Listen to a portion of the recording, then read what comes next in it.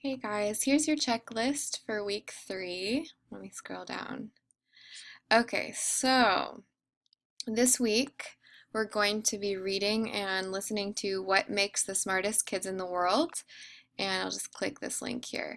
It's an NPR article and interview, and it's by an author with Jackie Leedon, who's the host, and Amanda Ripley. And so you can listen to it just by clicking this button here. It's 6 minutes, and I'd like for you to read through and annotate it and be ready to discuss it next week. And let me pull up our checklist. So we're going to be writing compare and contrast essays about the different school systems or about the different schools of thought, being born smart or getting smart. So the goals for the week are to recognize compare contrast moves in the articles we have read and to use them in your own writing. Understand the difference and apply it between quoting, paraphrasing, and summarizing. Understand and apply language for academic writing and discussion. Okay, so here is our checklist. So after you read and annotate What Makes the Smartest Kids in the World, I'd like you to write a summary and response. Just like you did with Trouble with Talent, this should be a little bit more straightforward because it's shorter. Remember, the summary is just the main points, and the response, you should be finding something in 1 or 2 ideas in the article that interested you or that you want to make connections to as your response. They don't really need to be longer than a paragraph, okay? Then I want you to take this quiz on integrating quotations because I noticed there were a lot of mistakes. I want you guys to be sure to follow this guide very, very carefully. We are employing MLA style for our writing this semester. So as you can see here, and let me give you guys an example. Okay, so when you quote, you have to have the author's name, the page number, and you have to do it this way, right? You need to have the quotations followed by the parentheses, and if the author's name is not in the sentence itself, right, then you would put it here at the end. Okay, the last name and the page number. You do not write page. Okay, you just do author last name, page number, and parentheses, period. Okay, I would like to see this in your discussion forum this week. So, and this goes for a paraphrase too. So, if you guys are using an idea from the author, ooh, that's a mistake. Whoa, sorry about that.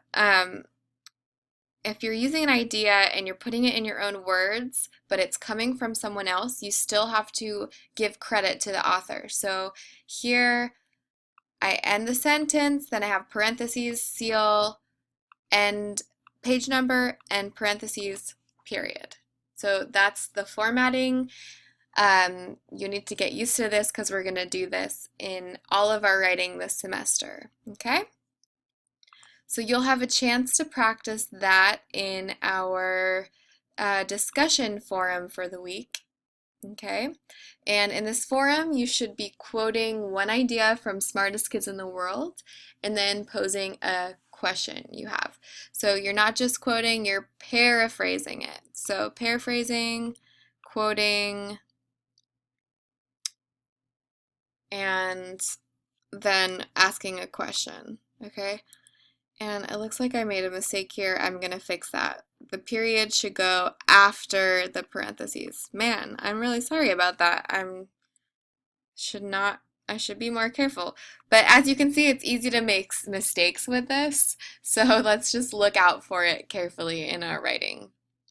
And I want to show you also our prompt because the last thing you have to do is write an outline for your first essay. So here's the prompt, and you have two options. You can either write about whether or not we are born or smart or we get smart, but you need to answer this question. Do you think Americans should replace their born smart belief with the belief that hard work makes you smart? And in this essay, you'll be comparing and contrasting the advantages and the disadvantages to these ideas, right? The advantages, disadvantages of born smart and get smart. Okay, and then you can conclude the essay by recommending which side's better. Or if you want, you can talk about which countries have more advantages and disadvantages in their educational school systems. Remember, this is kind of a broad question. You want to use very specific evidence, so you'll want to refer to the articles we've read. And Amanda Ripley, she talks about Korea, she talks about Finland. We've talked about the US and trouble with talent. We've talked about Japan. We talk about China. So you can compare those schools and you can talk about which is the best and why. Okay? So if you read through this carefully, you'll see what your timeline is. Next Wednesday, you should have your outline in your folder. The week after, the first draft is due, and that's where I'll leave you comments. And then your final essay is due the week after, and that's where you'll get your final grade for this. Okay? And I really do, I give you points for each of these steps. If you don't do a first draft, you don't do an outline, your grade's really gonna suffer, okay? Because writing's a process, and I want you guys to get in the habit of writing drafts and going back and revising and making it better. It's really hard to write a perfect paper your first time around. And if you look through here carefully, it tells you what to do in the introduction, what to do in the body paragraphs, what to do in the conclusion, and formatting advice, some advice for proofreading, and just a little checklist for what makes an effective essay. If you want help, you can go to the Writing Center. We've talked about this a little bit, B60, 260 through 262. You can also come to my office hours or we can meet online. But what we need for next week is just the outline. And so if you click right here, you'll see this button right here will open the outline. And it's just like your summary response template. So all you need to turn in for your essay next week is this. So you want to make a copy of it, and once you make a copy, you're going to go to move to, you want to move it to your drive. Oops, sorry, it's not what I wanted to do.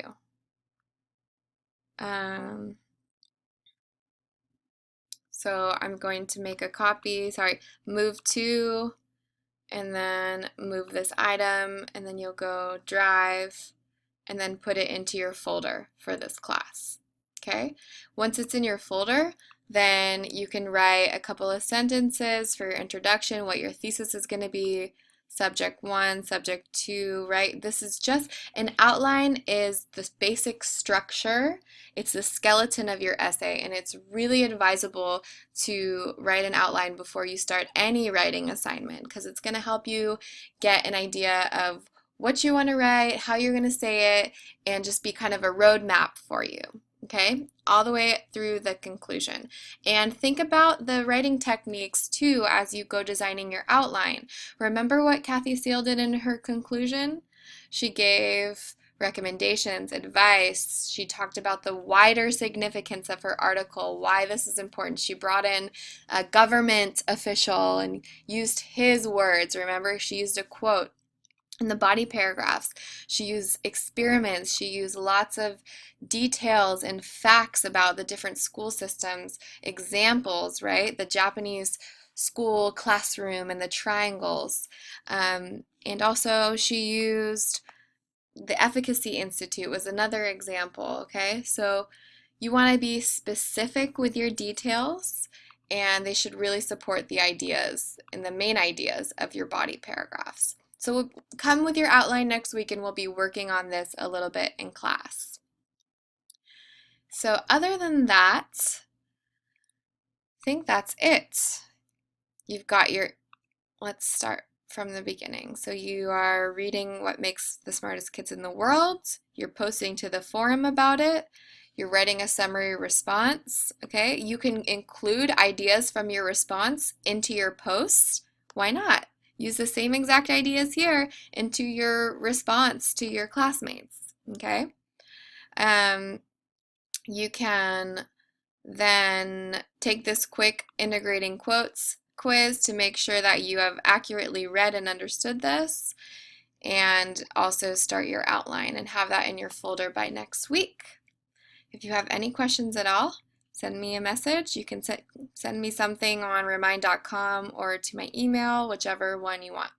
All right, guys, have a great week.